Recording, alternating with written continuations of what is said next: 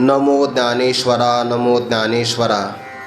निवृत्ती उदारा सोपानदेवा। मुक्ताबाई नमो त्रिभुवन पावनी। आद्यत्रय जननी देवांची जयांचे केलिया स्मरण। होय सकळ विद्यांचे अधिकरण। तेचे वंदू श्रीचरण श्री गुरूंचे ते नमस्कारुनी आता। दैवी हेषा गुणमयी मम माया दुरत्यया। मामे वै प्रपद्यन्ते माया मेताम तरन्ति ते। जया सद्गुरु तारू पुढे जे अनुभवाचे कासे गाढे। जया आत्मनिवेदन तरांडे आकळले। कैवल्य साम्राज्य चक्रवर्ती विश्वमौली ज्ञानोबाराय सकल ब्रह्मनिष्ठ गुरुजनांच्या परमकृपेने श्री भगवती ज्ञानेश्वरीच्या 7व्या अध्यायातील 14व्या क्रमांकाच्या श्लोकाचा आपण विचार करत आहोत। भगवत प्राप्ती जीवाला व्हावी याकरिता जीवाला मानवी देहाची प्राप्ती होत असते आणि त्या मानवी देहामध्ये आल्यानंतर परमात्मा साक्षात्कार होण्याची अतिशय दुर्लभ संधी जीवाला प्राप्त झालेली आहे। इतर 83,99,999 या संपूर्ण देहाचा विचार केला तर या देहामध्ये जे प्राप्त करता येतं तेच जर या जीवाने मानवी देहामध्ये प्राप्तीचा प्रयत्न केला तर याच्यामध्ये अपूर्वता काय राहिली। म्हणून जे त्या देहामध्ये प्राप्त करणं शक्य नाही तो साक्षात्कार फक्त मानवी देहामध्ये करता येतो। नरदेहीचे ज्ञाने सच्चिदानंद पदवी घेणे एवढा अधिकार नारायणे कृपावलोकने दिदला। एवढा अधिकार फक्त मानवी देहामध्ये आलेल्या जीवालाच प्राप्त आहे। इतर देहामध्ये आलेल्या जीवाला जर अपवादात्मक भक्ती झाली तर आहे। पाहे पा सावजे हातीरू धरिले तेने तया काकुळती माते स्मरिले की तयाचे पशुत्व वावो झाले पावली या माते। पण हा अपवाद आहे। जगामध्ये सगळेच काही हत्ती भक्ती करत नाही। कोणीतरी गजेंद्रासारखा फक्त भक्ती करू शकतो हा अपवाद आहे। पण मानवी देहामध्ये मात्र ही सुविधा सहजगत्या प्राप्त झालेली आहे। परंतु भगवत प्राप्ती होणं एवढंही काही सोपं नाही। त्याला सर्वात मोठा प्रतिबंध आहे मायेचा आणि मायेच्या प्रतिबंधाला कारणाध्यास असं म्हणतात। त्या कारणाध्यासातून पुन्हा कार्याध्यासाची उत्पत्ती होते। देहाला मी म्हणणं आणि देहसंबंधी पदार्थाला माझं म्हणणं ही अहंता आणि ममता ही दुःखाला तर कारण आहेच आहे। परंतु अहंता आणि ममता यांचं कारण असणारं आत्मस्वरूपाचं अज्ञान की ज्याला अविद्या किंवा माया असं म्हणतात आणि त्याशीच तादात्म्य केल्यामुळे जीवाला ब्रह्मभाव जाऊन जीवभाव प्राप्त झाला आहे। परी मायायोगे जीवदशे आले म्हणून ज्या मायेमुळे जीवाला ही अधोगती प्राप्त होते त्या मायेचं पूर्णपणे निराकरण जोपर्यंत तो करत नाही तोपर्यंत त्याला आपलं स्वरूप असतानाही आपल्या स्वरूपाचा साक्षात्कार मात्र होत नाही। दैवी हेषा गुणमयी मम माया दुरत्यया मामे वै प्रपद्यन्ते माया मेताम तरन्ति ते। या तरंती शब्दातून ज्ञानोबांनी यामध्ये नदीचं रूपक केलेलं आहे। कारण तरुण जायचं असेल तर ते जमिनीवर नाही घडत। ते तरण्याचा प्रकार हा पाण्यामध्ये होत असतो आणि मग तरुण कशामधून जायचं आहे मायेच्या पलीकडच्या कचाट्यातून। तर माया नदीला रूपक नदीचं केलेलं आहे।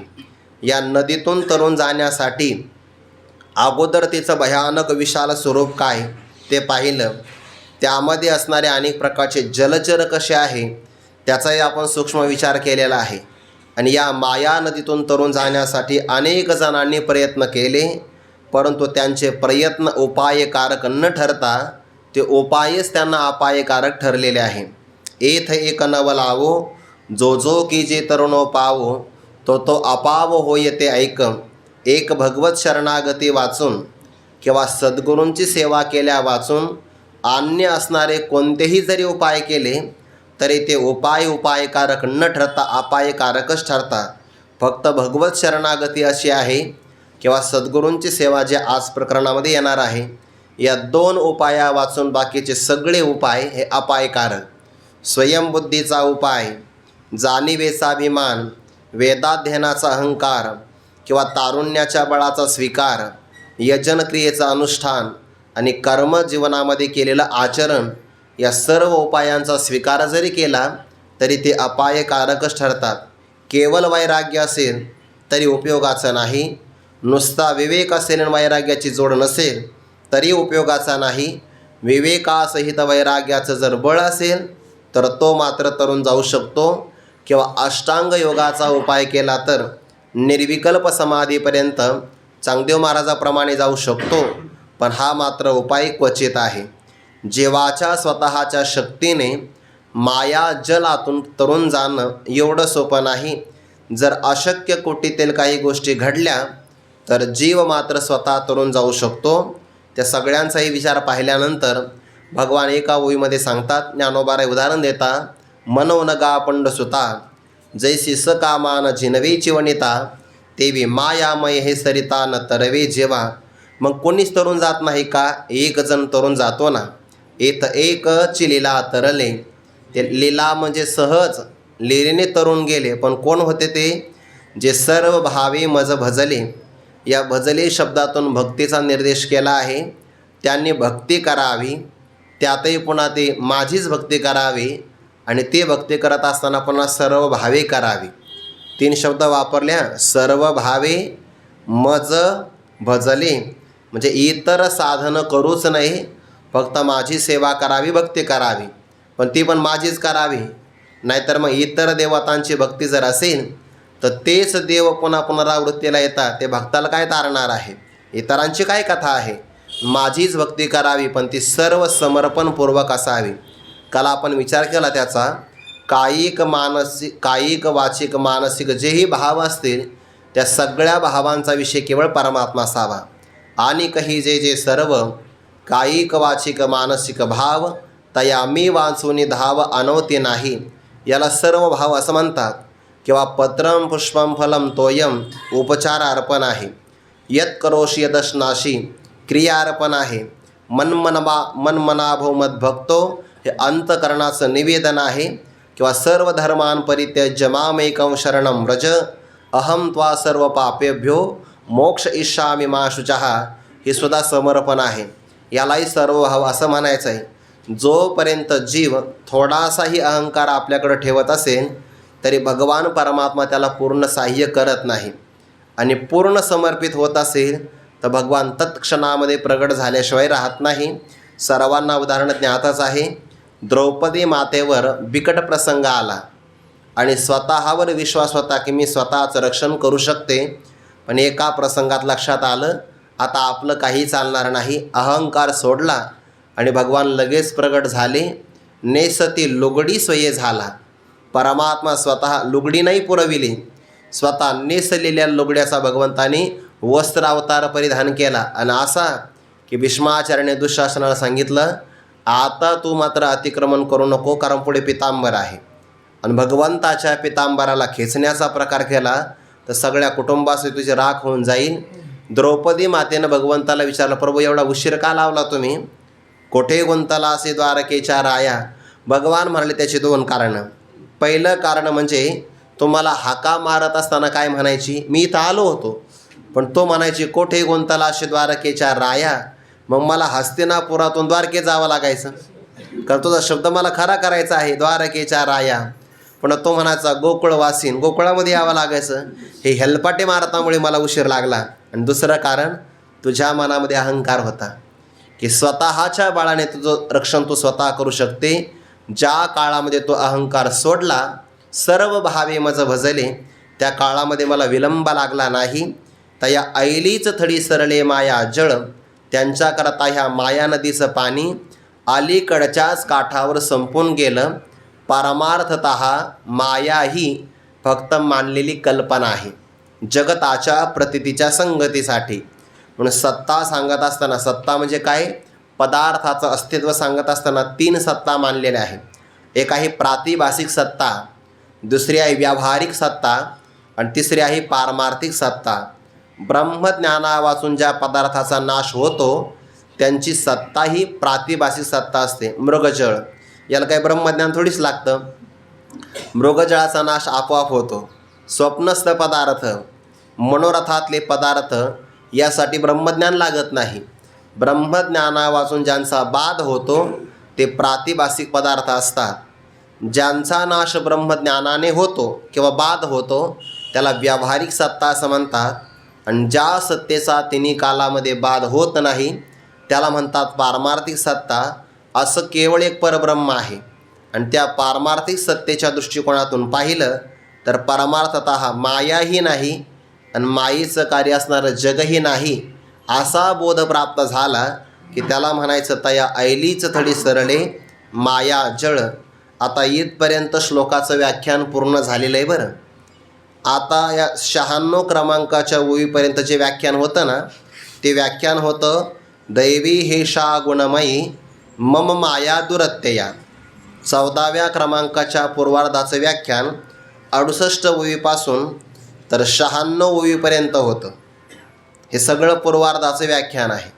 मामे वये प्रपद्यन्ते माया मे ताम तरंती ते या उत्तरार्धाचं व्याख्यान एकाच ओळीमध्ये आलेलं आहे.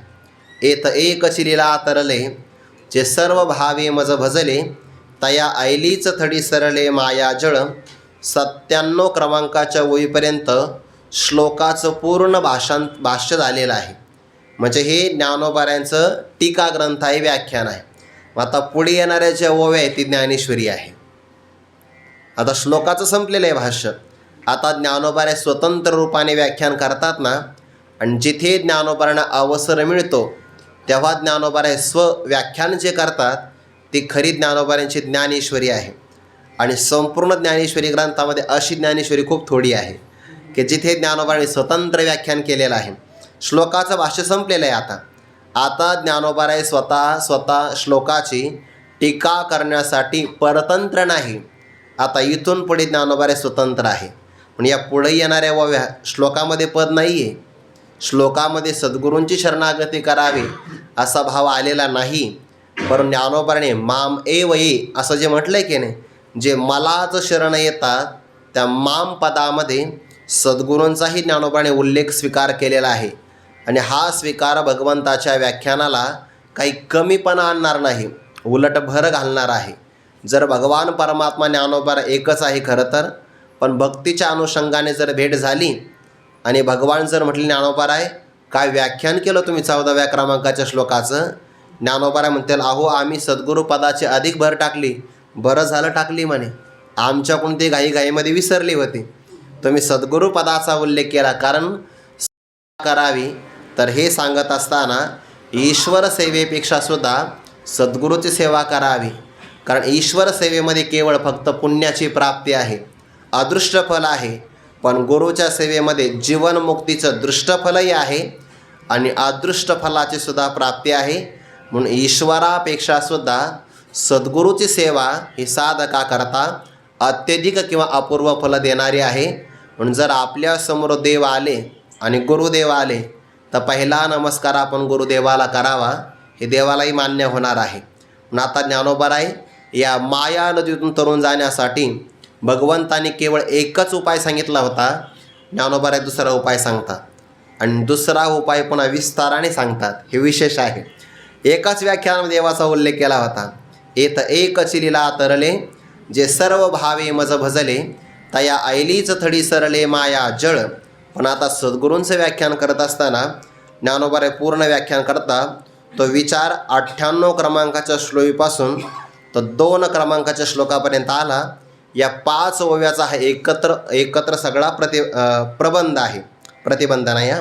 तसं तरी व्याख्यान पूर्ण एका ओळीमध्येच आहे, 1 क्रमांकाच्या ओळीपर्यंत. येणे उपाय मज भजले ते हे माझी माया तरले असे अर्धी पण ओवी आपल्याला घेता येईल.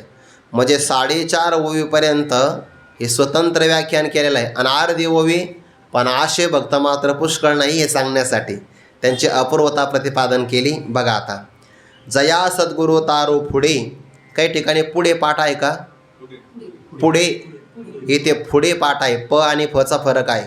तर पुढे शब्द घेतला तर स्पष्ट असा अर्थ होतो आणि पुढे असा अर्थ घेतला तर जो साधक मागे बसलेला आहे आणि सद्गुरू त्याला तारण्यासाठी पुढं बसलेले आहे असा अर्थ घेता येईल.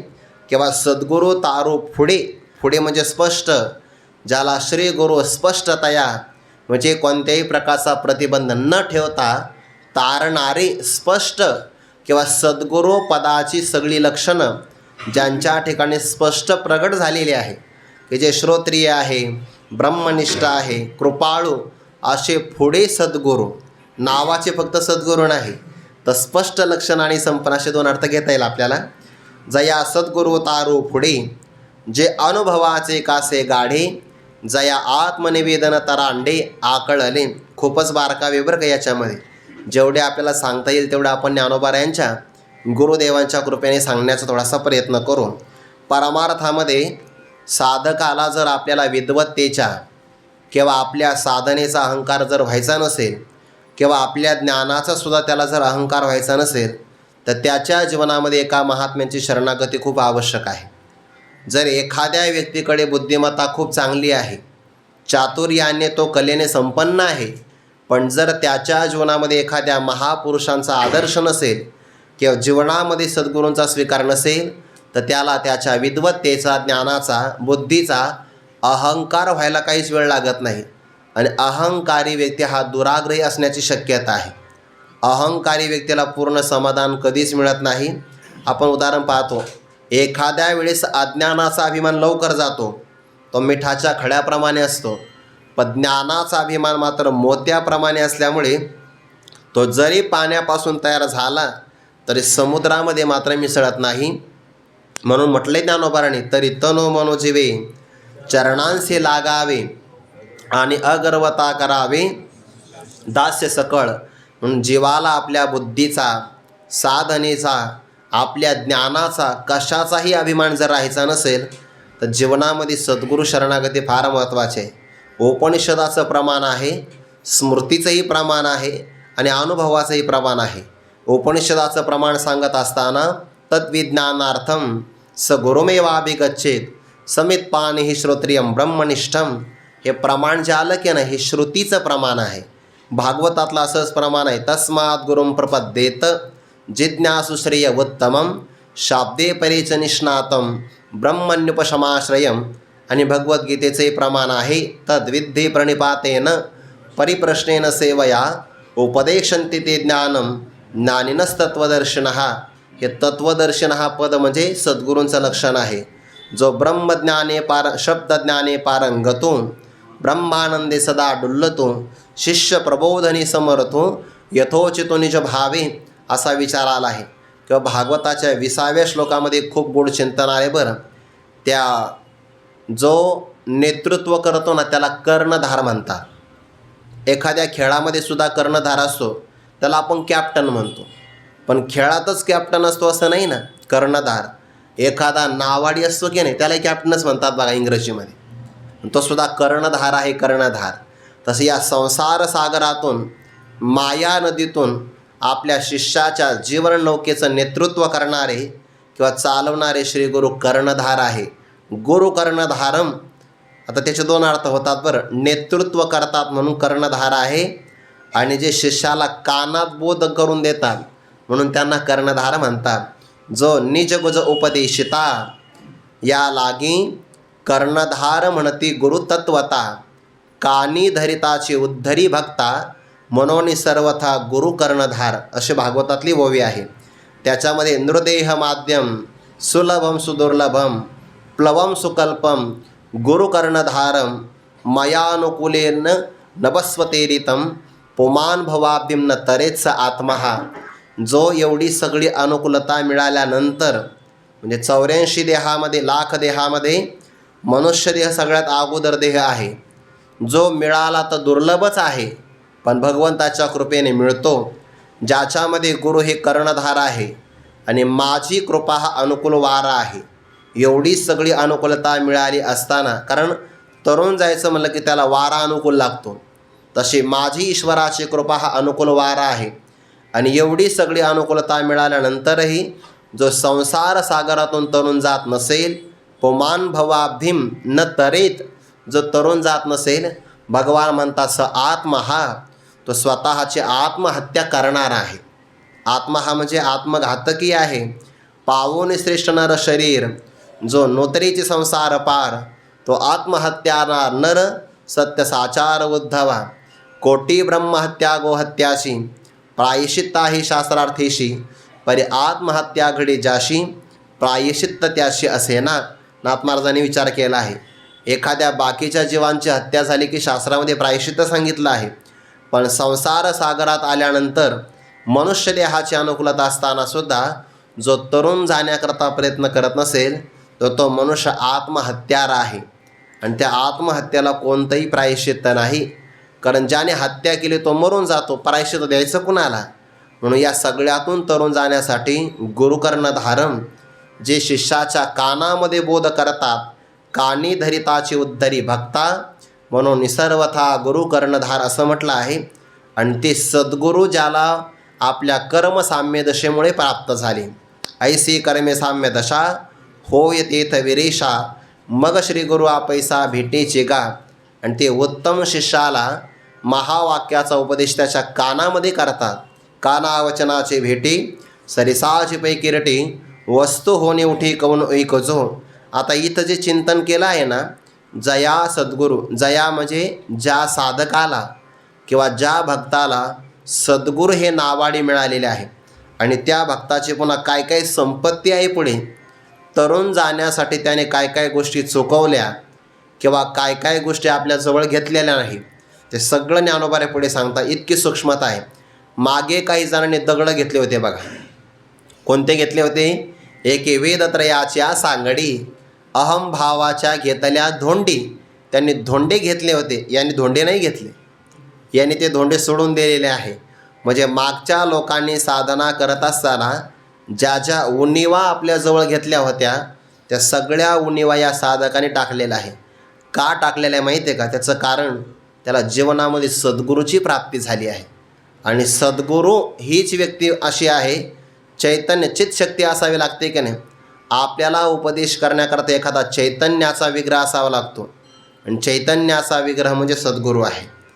तेच आपल्याला तारणारे आहे. आणि याचं भाग्य एवढं मोठं आहे की ज्याने स्वतः जे स्वयंबुद्धीच्या बाही असं नाही केलं, किंवा ज्याने स्वतःच्या बाहुबळाने कर्म नाही स्वीकारलं, यज्ञ नाही केले, सद्गुरू जे सांगतील ते मी करणार आहे म्हणून तो तनो मनो जीवे चरणांशी लागावे आणि अगर्वता करावे दाश सकळ, असे सद्गुरू स्वीकारल्यानंतर मग ते प्रमाण आहे बरं. पडोने राहीन तये ठाई, उगाची संताचे, उगाचे म्हणजे नंतर नंतर, अगोदर नाही उगाची तसं नाही. सद्गुरूंचा स्वीकार केल्यानंतर आता ते जे सांगतील ते मी करणार. वचन न मोडी बोलिले ते, असे श्रोत्रिय ब्रह्मनिष्ठ मंत्रतंत्राचा उपदेश करणारे नाही किंवा शिष्याची व्यावहारिक प्रगती करून देणारे सद्गुरू भगवंतांना मानतच नाही. मग शिष्याशी मिळवी सद्वस्तू ते श्री सद्गुरू त्या ते श्रीकृष्ण मानी. मंत्रतंत्राचा उपदेश करणारे तर भरपूर गुरु आहेत ना, ते सहज मिळतात, काही नाही बघा. त्यांच्याकरता फक्त एक नारळ घेऊन गेलं तरी ते आपल्याला काही उपदेश करू शकतात. पण शिष्याचा अज्ञान अंधकार दूर करणं आणि परमानंदाच्या पदावर त्याला आरूढ विराजमान करणं आणि त्याच्या त्या आनंदामध्ये स्वतः आनंदी होणं, हे असे सद्गुरू खूप विरळे आहे.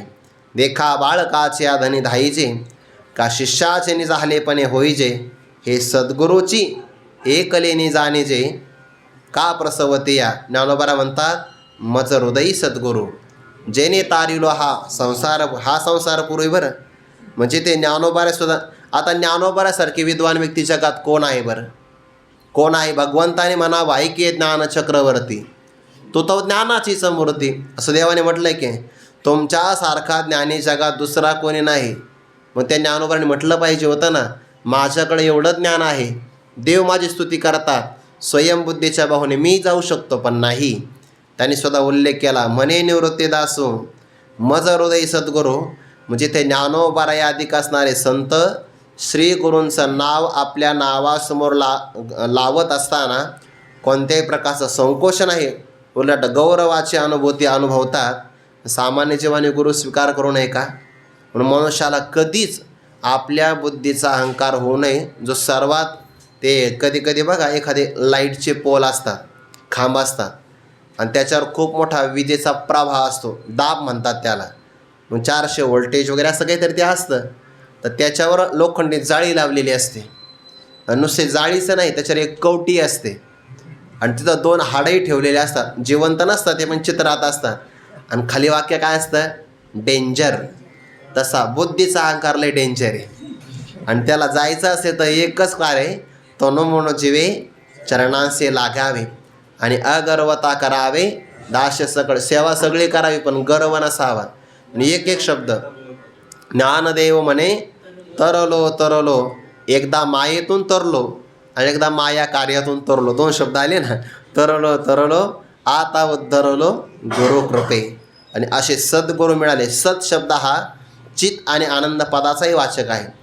आणि त्या सच्चित आनंद पदाची प्राप्ती करून देणारे, त्यावरचा अज्ञान अंधकार दूर करणारे जे असतात त्यांना म्हणतात सद्गुरू. नाहीतर हा गु शब्द अंधकाराचा वाचक आहे आणि ऋ शब्द हा प्रकाशाचा प्रकाशक आहे. अशा अज्ञान अंधकाराला दूर करणारे जे कोणता अंधकार, सामान्य व्यवहारातल्या पदार्थाचा अज्ञान नाही दूर करत. व्यवहारामध्ये ज्ञान म्हणलं की लोकाला शब्द असा वाटतो की याला भौतिक ज्ञान झालं पाहिजे, वैद्यकीय क्षेत्रातलं ज्ञान झालं पाहिजे, तांत्रिक ज्ञान झालं पाहिजे. या ज्ञानाला ज्ञान नाही म्हणत. हे ज्ञान सगळे अलीकडचे ज्ञान आहे. ज्ञान फक्त एकच की जे परमात्मा दर्शन करून देणारं आहे. तरी परमात्मा ऐसे जे एक वस्तू असे, ते जया दिसे ज्ञानास्तव ते एक वाचून आणे, जिये भवस्वर्गादी ज्ञाने ते अज्ञान ऐसा म्हणे निश्चय केला. पण व्यवहारात माणसं म्हणतात हा खूप ज्ञानी. बरं काय ज्ञान आहे म्हणे? अहो जगातल्या सगळ्या याला घटना माहिती आहे. कोणतं राजकारण कुठं चाललं, जागतिक घटनेचे काय काय परिणाम, हे सगळं याला कळतं. याला आता कोणती तेजी चालू आहे, मंदी चालू आहे, सगळं कळतं म्हणे. हे ज्ञानच नाही, हे फक्त आडनावाचं ज्ञान आहे, अज्ञान आहे. परमात्म दर्शन करून देणारं ज्ञान त्याला म्हणतात आत्मज्ञान. आणि अशा सद्वस्तूची प्राप्ती करून देणारे ते सद्गुरू ज्या भाग्यवान साधकाला मिळाले आणि ते सुद्धा त्याने पुढे ठेवले. बरं नाहीतर मग हा चालला पुढं, सद्गुरू मागं, असं नाही. सद्गुरूंना त्यांनी जीवनामध्ये पुढं ठेवलेलं आहे. जया सद्गुरू तारू पुढे, तर पुढेही पाठ चांगलाच आहे. पायिक पाठीशी गाताला आपण पुढा राहिला. जसं भक्तराज अर्जुनाच्या बाबतीमध्ये झालं, तसं साधकाने आपल्या जीवनामध्ये सद्गुरूंना पुढं ठेवलं आहे. असाही पाठ घेतला तरी चालेल. किंवा जया सद्गुरू तारू पुढे, जे या साधकाला स्पष्टतया तारणारे आहे. आणि तारू म्हणजे नावाडी आहे. भगवान पण नावाडी 12व्या अध्यायामध्ये भगवान म्हणतात, मला भीती वाटली भवसिंधूचे ने माझे, कवनाश धाकून उपजे ते तजरी की माझे भियती हन, मनोनिगा पांडवा मूर्तीचा मेळावा, करुणी त्यांच्या गावा धावतो आलो, नामाची या सहस्रवरी नावाई अवधारी, सजून या संसारी तारू झालो. तिथे भगवान तारू आहे आणि ते सद्गुरू तारू आहे. जया सद्गुरू तारू पुढे. आता हे सगळं जे लक्षण आहे ना, हा जो ओघ आला आहे, हा ओघ आहे साधकाचा. या साधकीय जीवनामध्ये सद्गुरू पहिले त्याला मिळाले. त्यानंतर क्रम जर ओघ साधकाचा घेतला तर ज्याच्या जीवनामध्ये काय काय आहे, जे अनुभवाचे काशे गाढे. हे अनुभव शब्द 2 अर्थाने घेता येतो. सद्गुरूंकडे पण घेता येईल आपल्याला आणि साधकाकडे पण घेता येईल. पण मग आता अनुभवाचे काशे गाढे असा शब्द सद्गुरूंकरता घेतला तर सद्गुरू पदामध्येच अनुभव आलेला आहे. कारण जे शब्दज्ञान आहे पारंगतो, ब्रह्मानंदे सदा डुल्लतो, शिष्य प्रबोधनी समर्थो, यथोचितो निज भावे. जे श्रोत्रिय आहे, ब्रह्मनिष्ठ आहे, कृपाळू आहे, त्यांनाच तर सद्गुरू म्हणतात की नाही. म्हणजे सद्गुरू पदामध्ये आत्मानुभव, ब्रह्मानुभूती अगोदर समाविष्ट केलेली आहे. मग तीच अनुभव हा ही बळकट कास त्यांनी बांधलेली आहे. कारण शिष्याला तारायचं म्हणलं की आपणही तयार झालं पाहिजे शिष्याला तारण्यासाठी. म्हणून जे अनुभवाचे गाढे कासे, ज्याने आत्मानुभवाचे कास बळकट बांधलेले आहे, असं पण लक्षण घेता येईल. पण ते लक्षण त्यांच्यामध्ये अगोदरच प्रगट आहे. म्हणून जे अनुभवाचे काशे गाढे हे जर लक्षण साधकाकडे घेतलं तर ते ओघामध्ये आणखीन चांगला अर्थ लागला जातो. हे आपले यथामती आहे. बरं असंच आहे असं काही आग्रह नाही. जे अनुभवाचे काशे गाढे म्हणजे ज्या साधकाने आता अशी बळकट कास बांधलेली आहे की मला स्वर्ग नको, मला संसारही नको आणि मला ब्रह्मदेवाचं सुद्धा पद नको, मला मिळवायचं आहे तर फक्त आत्मानुभूतीच मिळवायची आहे. पैभव स्वर्गाव बगले मुमुक्ष योग ज्ञानावळ घले, पुढतीन या निघाले पैजा जेथ, किंवा ओलांडोनी ब्रह्मपदाचा कर्मकडा घाली ती मागा. ब्रह्मपदाचा म्हणजे ब्रह्मदेवाचा. बरं इथे ब्रह्मपद म्हणजे परब्रह्मपद नाही घ्यायचं. तर ब्रह्मदेवाचा सत्यलोक, भवनाम संसार आणि स्वर्ग या सगळ्याला मागं टाकलं आणि तो म्हणतोय मला फक्त आत्मानुभवच प्राप्त करायचा आहे आणि त्यासाठी आत्मबोधाची आवडी केली स्वर्ग संसाराची कुरोंडी, ते वाचून येथीची गोडी नेणं ते अनेक, असं ज्याने आपल्या जीवनामध्ये केलेलं आहे. म्हणून त्याला तो म्हणतोय मला मिळवायचं फक्त आत्मज्ञान, बाकी मी काहीच मिळवणार नाही. जे अनुभवाचे म्हणजे काय, ब्रह्मानुभव अजून आला नाही, पण येतील अंतरिशिष्टांचे अनुभव, तळमळी जीवतया सुखा. शिष्ट महापुरुषांचे अनुभव माझ्याही जीवनामध्ये आले पाहिजे, असे अनुभवाचे ज्याने बळकट कास बांधलेले आहे, असा निश्चय त्याने केलेला आहे, दृढ निश्चय की मला मिळवायचा तर फक्त ब्रह्मानुभव, या पलीकडे मी आत्मज्ञानाशिवाय मी काही घेणार नाही. घ्यायचं तर फक्त आत्मज्ञान. ते नचिकेताच्या वडिलांनी यज्ञ केला, विश्वजित नावाचा यज्ञ, आणि त्या यज्ञामध्ये सगळं दान करायचं असतं, काहीच ठेवायचं नाही जवळ. पण ते आपल्या वडिलांनी अशा गायी निवडल्या दान देण्यासाठी की ज्या गाईला आता वासरूही होणार नाही आणि ज्या गायी आता दूधही देणार नाही, अशा सुकलेल्या, चालता न येणाऱ्या, एकदा बसल्या की परत न उठणाऱ्या अशा गायी दिल्या आपल्या वडिलांनी. आणि जर दान चुकीचं केलं तर दानाचं इष्टफल मिळत नाही. आपल्या वडिलांचं दान चांगलं आहे, भावना चांगली आहे, पण जे निवडलं ते चांगलं फळ देणारं नाही. दष्टपुष्ट गायी दिल्या पाहिजे होत्या. आणि मग आपल्या वडिलांना तर काही प्रतिकार करता येत नाही. नचिकेता जवळ गेले आणि वडिलांना म्हटले, बाबा जसं गो हे तुमचं धन आहे, त्याला गोधन म्हणतात, गायी धन आहे, तसं पुत्रसुद्धा धनच आहे की नाही. मग जसं गायीचं दान तुम्ही ब्राह्मणाला करता, माझं दान कोणाला करणार आहे. वडिलांनी ना दुर्लक्ष केलं. दुसऱ्यांदा पुन्हा तसंच विचारलं, दुर्लक्ष केलं. तिसऱ्यांदा विचारलं, बापा मी तुमचा कोण आहे, पुत्रधन आहे, माझं दान कोणा केलं आहे तो. वडिलांच्या मुखातून शब्द गेला, मृत्यवे, म्हणजे मृत्यूला तुझं मी दान केलं, यमलोकाला दान केलं. आता वडिलांच्या मुखातून शब्द आला आणि ते म्हणले, असं जर असेल तर मग जर मृत्यूला माझं दान केलं असेल तर दिली जाणारी पदार्थ देय वस्तू ही याचकाकडे राहिली पाहिजे, दात्याकडं नाही. म्हणून मी तुमच्या राज्यात राहणार नाही, मी आता यमलोकाला निघणार आहे, फक्त मला परवानगी द्या. वडिलांना पश्चाताप झाला की आपण आपल्या मुखातून रागात असा काय शब्द निघून गेला. अनेक प्रकारची विनंती केली, जाऊ नको यमनगरीमध्ये. नाही म्हणे, मी जाणार, तुमचा शब्द खरा करायचा आहे आणि तुम्ही माझं दान मृत्यूदेवतेला दिलेलंच आहे. निघाले कुठं, यमपुरीमध्ये जाण्यासाठी, यमाच्या नगरीत जायचं आहे. आता ते जुन्या काळामध्ये तशी व्यवस्था होती, मंत्र सामर्थ्याने जायचे. आताही वैज्ञानिकांनी शोध लावला की नाही, आता वैज्ञानिक जातात की नाही चंद्रावर, मंगळ ग्रहावर, सूर्यावर पण एक यान सोडले म्हणतात, पण त्याला बराच वेळ कालावधी लागणार आहे. काहीतरी आदित्य म्हणून काहीतरी ते लॉन्च केलं म्हणतात त्याला, म्हणजे पाठवलं ते, पण त्याला वेळ लागेल.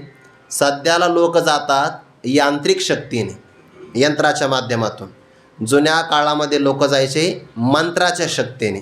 मंत्र उच्चारला केलं की ज्या लोकांचं, पण त्याला पुण्य लागतं बरं, नाही तर पुण्य संपलं तर इंधन संपल्यासारखे माग यावं लागतं मग पुन्हा. मग तया पुण्याची पावटी सरे, सवेचिंद्रपणाची उटी उतरे. म्हणजे पुण्याचं इंधन भरपूर असावं लागतं, तेव्हा आपलं यान तिथं जातं, नाही तर मग मागच राहतं. मग त्रिशंकू राजासारखं अर्ध आकाशात तर अर्ध स्वर्गात असंही घडू शकतं. पण ते नचिकेता तिथपर्यंत गेले. जुन्या काळात जाता यायचं, पण ते कसं जाता यायचं मला माहिती नाही, मी अजून गेलो नाही. ते नचिकेता गेले तर यम भगवान 3 दिवस हजर नव्हते, 3 दिवस दरवाजामध्येच राहिले. आणि यम सुवर्णाचा कलश घेऊन आले अतिथीचा सत्कार करण्यासाठी. आपल्याकडे जर एखादा अतिथी आला, महात्मा आला की नाही, तर त्याचे चरण प्रक्षालन करण्याचा संस्कार आहे बघा. ते पाय धुतले पाहिजे. का? त्याचं कारण असं आहे की त्या रूपाने साक्षात अग्निदेवता आपल्याकडे येत असते, आणि जर आपल्याकडून काही चूक झाली तर अग्नी भडकू शकतो. पण त्या अग्निदेवतेला घराच्या अगोदर शांत करावं, याकरता पाय धुण्याची पद्धती आहे. हा संस्कार आहे त्यातला, विज्ञान आहे त्या पाठीमागं. म्हणून तर घरात येणाऱ्याच्या अगोदर ते आजही बघा विदर्भामध्ये जास्त संस्कार आहे. ते अंगणामध्ये पाट असतो ठेवलेला, पाणी असतं, आणि ते सांगायचं नाही तुम्हीच घ्या तुमच्या हाताने, आणि ते आपण धुतले पाहिजे पाय. त्या अतिथी धन्य गृहस्थ आश्रम हा संस्कार आहे. मोठ्या व्यक्तीचा आदरातिथ्य, संभ्रमाची आयती, स्नेह जैसा ये व्यक्ती. साक्षात यमदेवता तिथं आली त्या नचिकेताचे पाय धुण्यासाठी, चरण प्रक्षालन केले. म्हणजे आपण ऋषिकुमारच आहात ना, ज्ञानी आहात. आणि 3 दिवस आपण 3 रात्र इथं काढले, त्यामुळे मी तुम्हाला 3 वरदान देतो, मागून घ्या. ते म्हणले एका वरदानाच्या मोबदल्यामध्ये जे माझे वडील माझ्यावर नाराज झाले, मी माघारी गेल्यानंतर त्यांनी माझा स्वीकार केला पाहिजे. वडील माझ्यावर अप्रसन्न राहता कामा नये. म्हणजे काळजी करू नका, तथा असतो. एक वरदान दिलं की वडिलांची प्रसन्नता सहज मिळेल. दुसऱ्या वरदानामध्ये मला अग्निविद्या सांगा म्हणे, की ज्या अग्निविद्येची उपासना केल्या, कठोपनिषदामध्ये हा विचार आला आहे की अग्निविद्येची उपासना केल्यानंतर स्वर्गाला कसं येता येतं ते मला समजावून सांगा. आणि तिसरा प्रश्न विचारला, 3 रात्रीचा मुक्काम केला होता. म्हणे मला आता आत्मविद्या सांगा. ते यम म्हटले, हे बघ, तू तिसऱ्या वरदानामध्ये आत्मविद्या ब्रह्मविद्या सोडून बाकीचं काही पण माग. 100 यज्ञाचं पुण्य मिळाल्यानंतर स्वर्गात इंद्र म्हणून राहता येतं. मी तुला आताच वरदान देतो, तुझी जोपर्यंत इच्छा असेल तोपर्यंत इंद्रालाही न मिळणारे दिव्य भोग, आणि ते पण पुण्य संपेपर्यंत नाही, इच्छा असेपर्यंत, की जे इंद्रालाही मिळाले नाही.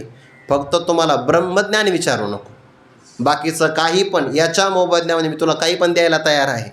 पण ते नचिकेता होते, ते म्हणले द्यायचं असेल तर मला फक्त ब्रह्मविद्या द्या, बाकीचं मी काही घेणार नाही. असा निश्चय असं त्याला म्हणतात जे अनुभवाचे कासे गाढे. मला आत्मज्ञानाशिवाय बाकी काही नाही. म्हणून तर स्वामी विवेकानंदांनी म्हटलं आहे ना, मला 100 नचिकेता द्या, मी संपूर्ण जगाला बदलून टाकेन. नचिकेता म्हणजे असा जो भोगामध्ये आसक्त न होणारा आणि केवळ ब्रह्मज्ञानाकरता दृढ निश्चय अंगी बांधणारा, जो वडिलांची आज्ञा पाळणारा आहे.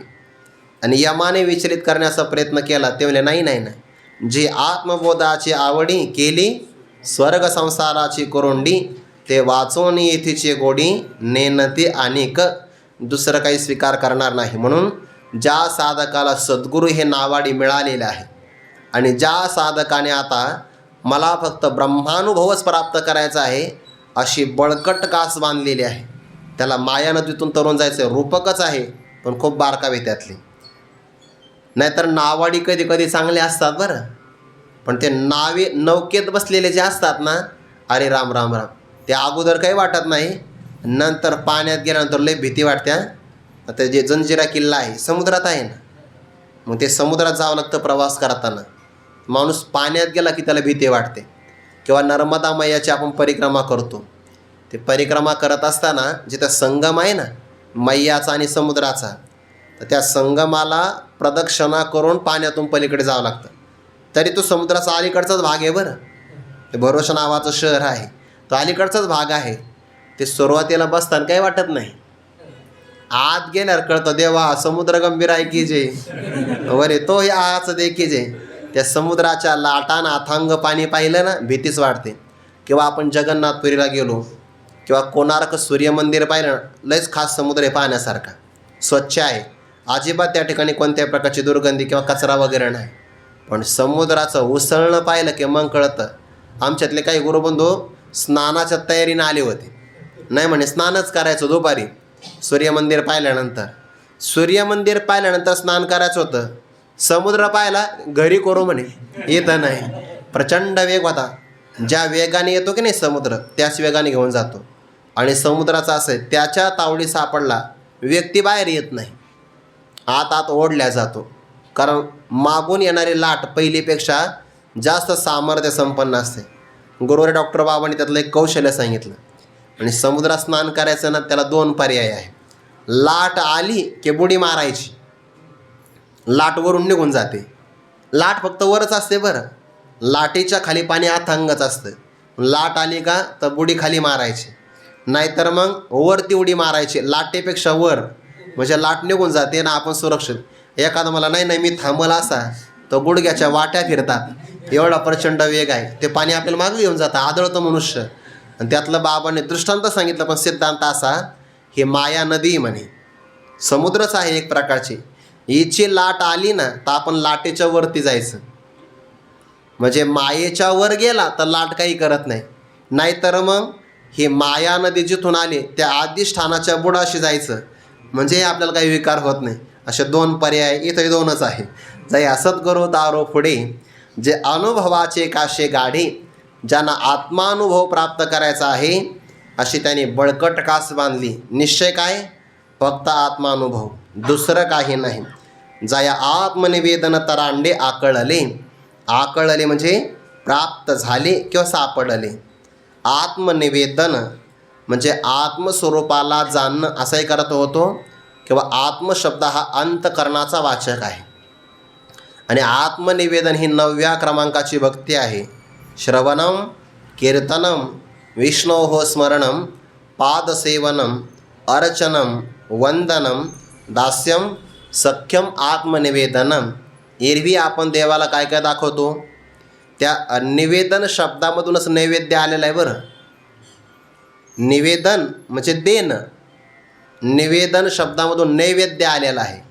तर आपण देवाला काय देतो? पदार्थाचा नैवेद्य देतो. भगवंताला हा नैवेद्य अपेक्षित नाही. भगवंताला आत्मनैवेद्य समर्पिले. ज्ञानोबारांचं प्रमाण आहे बघा. आत्मनैवेद्य समर्पिले. चंद्र पुढे आता नाही पद आठवते. ब्रह्मानंदी मग वंदिले ज्योतिर्लिंग मग ध्यायिले ज्ञानदेवे हृदय. तिथं आत्मनैवेद्य आले बघा. किंवा आत्मनिवेदन भरीत रोडगा निवतेला हरो हरिहरी असं म्हटलंय की नाही त्या रविवारच्या अभंगामध्ये. तर आत्मनिवेदन म्हणजे स्वतःचं अंतकरण हाच नैवेद्य आहे. एरवी उपचार आपण खूप अर्पण करतो, पण आपण देवाला कधीतरी उपचारही दिला पाहिजे, कधी शरीरही दिलं पाहिजे, इंद्रिय पण अर्पण केले पाहिजे. मग मीची डोळा देखिला म्हणजे हे कानी मीचे ऐकेला, याला आत्मनिवेदन म्हणतात. इंद्रिय अर्पणाचा प्रकार त्या नवनाथाच्या कथामध्ये आले बघा. ते मच्छिंद्रनाथ आणि गोरक्षनाथ ना ते भिक्षा मागता मागता एका गावात गेले. नेमका भाद्रपद महिना सुरू होता. त्या भाद्रपद महिन्यामध्ये उत्तर पक्षामध्ये जे पितृपक्ष असतो की नाही, वद्य पक्षामध्ये गणपती उठून गेल्यानंतर सर्व पित्री अमावस्यापर्यंत. मग एका भिक्षा मागायला गेले आणि गुरुजी थांबले झाडाखाली गावाच्या बाहेर. तर ते गोरक्षनाथच आहे ना, ज्याने मी कथा सांगितली नाही म्हणून विचारलं बरं, परीक्षा म्हणून नाही. ते भिक्षा मागायला गेले आणि मग त्या मातेनं पितृपक्ष असल्यामुळे सगळ्या प्रकारची भिक्षा दिली, जे जे घरात तयार केलं होतं ते सगळं. तर त्यामध्ये ते वडे खूप आवडले मच्छिंद्रनाथांना. आणि त्याने मला वडे फारच आवडले म्हणे. संपले का वडे? आता गुरुजींना इच्छा आहे संपलं असं कधी म्हणू नये बरं. पण बघा कधी कधी ना घरामध्ये समजा एखादा अतिथी जेवायला आला तर ते लक्षात आलं पाहिजे माता भगिनीच्या याची आवड काय आहे आणि कोणत्या पदार्थ आता तळ गाठणार आहे पाठीमागं कळालं पाहिजे. तेवढ्यात तो वाढवताही आला पाहिजे की नाही. नाही तर म्हणजे वाटीमागं वाटी रस चालू असेल तर तयारी करून ठेवली पाहिजे रसाची काहीतरी, नाही तर मग पाणी तरी टाकलं पाहिजे. तयारी पाहिजे अशी काही ना काहीतरी. ते संपलं असं म्हणायचं कसं? आपल्या गुरुजीला भूक लागलेली आहे, संपला असं म्हणायचं. गुरुजी म्हणे तुम्हाला वडे फार आवडले का नाही? म्हणून फार आवडले. अजून 2-4 वडे शिल्लक आहे. हे वडे फक्त तुम्ही यथेष्ट आस्वादन करा, मी फक्त थोड्या वेळामध्ये आलो. सांगितलं नाही. गुरुजी म्हणले बघ मिळाले तर. गेले त्याच घरामध्ये गेले पुन्हा. म्हणे भिक्षाम देही ओम भवती भिक्षाम देही. माता भिक्षा माडा. म्हणे थोड्या वेळापूर्वी तो मधुकरी नेली होती, परत आला. म्हणे जिभेमध्ये गेला काय लोलुप्यता काय निद्रिते जे नावे भोजन करावे परिमित माहिती नाही. जिभेच्या ताब्यात गेला. म्हणे नाही, माझ्या गुरुदेवाला वडे खूप आवडले म्हणे. आणि त्या गुरुदेवाची इच्छा पूर्ण करण्यासाठी मी पुन्हा तुमच्या दरवाजामध्ये आलो.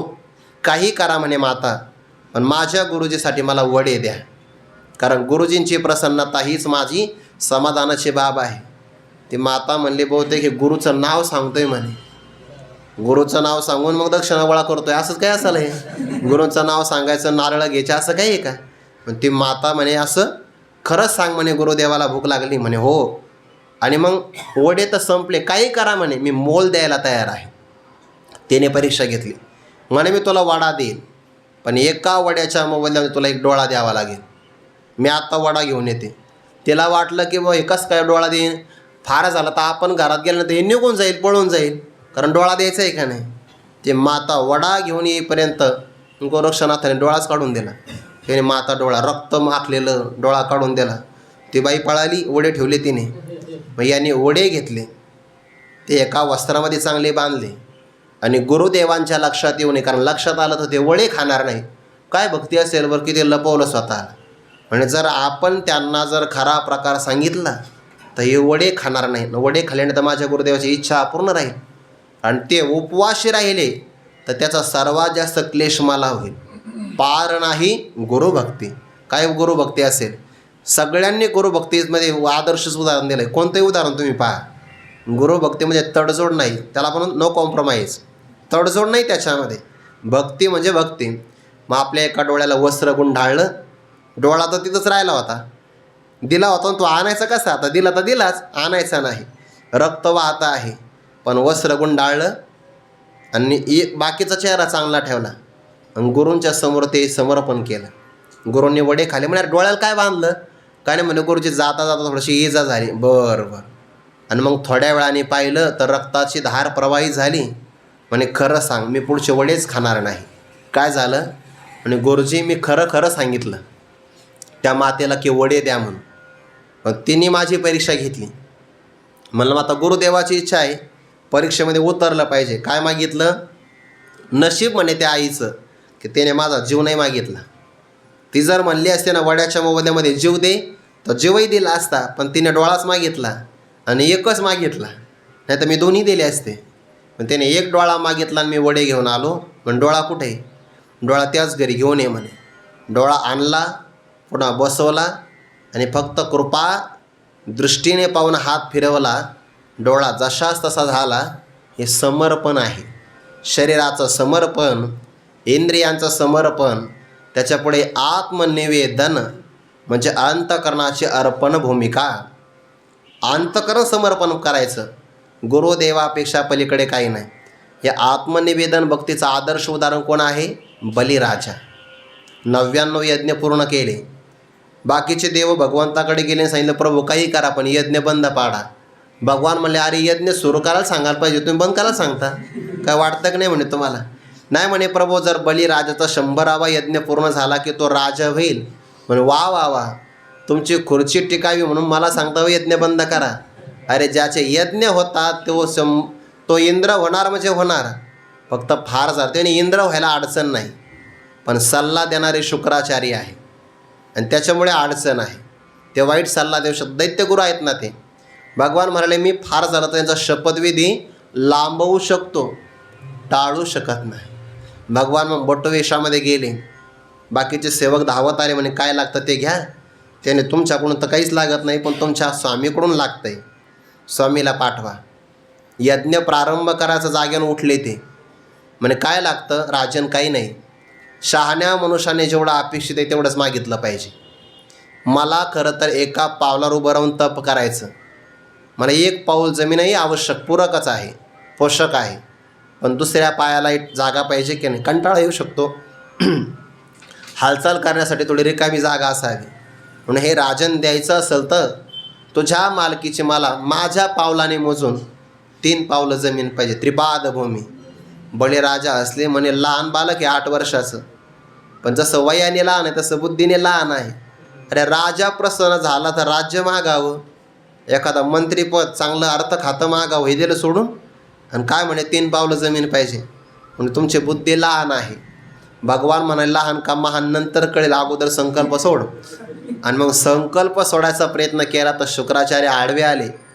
आड आला म्हणून फोडी येला डोळा, बळीने आंधळा शुक्र केला, ते झाले आंधळे. संकल्प सोडल्याबरोबर भगवंतानी केलं विराट रूप धारण आणि एकाच पावलामध्ये अख्खी पृथ्वी व्यापली. एका पावला, दुसऱ्या पावलामध्ये अंतरिक्षातलं राज्य व्यापलं. आणि भगवान विराट स्वरूपामध्ये म्हणतात बली 3 पावलं देण्याचा संकल्प होता, तुझं तर 2 पावलात मी सर्व घेतलं, 1 पाऊल तो पूर्ण करू शकला नाही. जर दान देण्याचा संकल्प केला पूर्ण नाही केला तर अधोगतीला जावं लागेल. सांग 3रा पाऊल कुठं ठेवून. बली हुशार होते. त्याने प्रभो दाता हा दिल्या जाणाऱ्या पदार्थापेक्षा वेगळा असतो, त्यामुळं 2 पावलामध्ये तुम्ही माझं सर्व घेतलं, आता 1 पाऊल माझ्या मस्तकावर ठेवा आणि माझं स्व घेऊन टाका. स्व म्हणून त्याला सर्वस्व म्हणतात. आपण सर्वस्व अर्पण करायचं म्हणजे काय, सर्वही द्यायचं आणि त्याच्या मोबदल्यामध्ये स्वही द्यायचा. नाही तर सर्व दिलं पण आपण हे बघ मी तुला पैसे दे बरं का, चांगले वापर. अरे कसे का वापरा ना, दिले ना त्याला, आता त्याची इच्छा आहे ती. पण मग सर्व आणि स्व आत्मनिवेदन आहे. भगवंताने बलीला पाताळाचं राज्य दिलं, पण द्वारपाळ बळी द्वारी झाला. असं गुरूंच्या करता जो सगळं समर्पण करू शकतो त्या आत्मनिवेदन स्वरूपाला म्हणतात तरांडी, तराफा, किंवा त्याला या ठिकाणी ताफा असं म्हणतात. हे आत्मनिवेदन, गुरूंना आपलं अंतःकरण समर्पण करणं, हाच आत्मनिवेदन नावाचा तरांडा आहे. आणि तो ज्याला प्राप्त झाला म्हणजे बघा बरं, आत्मनिवेदन भक्ती हा तरांडा आहे, ताफा आहे. अनुभवाची ब्रह्मज्ञानाची अनुभूती कास ज्याने बळकट बांधली आहे. आणि या आत्मनिवेदन असणाऱ्या नौकेवर किंवा तरांड्यावर गुरु नावाचे तारोपुड बसलेले आहे. नौका चांगली मिळाली आहे, नावाडी पण चांगली आहे, आणि या साधकाची तयारी पण चांगली. जायचं कुठून पलीकडे? माया नदीतून. पण या अलीकडची सज्जता फार चांगली आहे. आता जे पलीकडं जायचं आहे त्यासाठी काय काय विघ्न येतात, त्याला तो कसं चुकवितो हा विचार पाहायचा. चिंतन आपण उद्या पाहू. पुंडलिक वरदा हरी विठ्ठल श्री ज्ञानदेव तुकाराम मौली ज्ञानेश्वर महाराज की जय. जगद्गुरु तुकाराम महाराज की जय.